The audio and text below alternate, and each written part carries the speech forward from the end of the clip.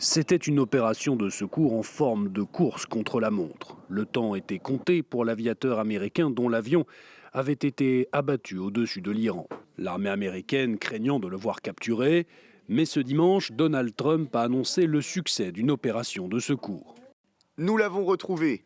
Mes chers compatriotes, ces dernières heures, l'armée américaine a mené l'une des opérations de sauvetage les plus audacieuses de l'histoire des États-Unis pour l'un de nos pilotes les plus remarquables, qui se trouve être un colonel très respecté. Je suis ravi de vous annoncer qu'il est désormais sain et sauf. L'aviateur blessé a été évacué vers le Koweït pour être soigné. La presse américaine a donné des détails sur cette opération de sauvetage hors norme. Le militaire aurait ainsi passé plusieurs heures sur un haut sommet équipé de son seul pistolet. Il a utilisé par moments son dispositif de localisation, espérant ne pas être repéré par le régime iranien.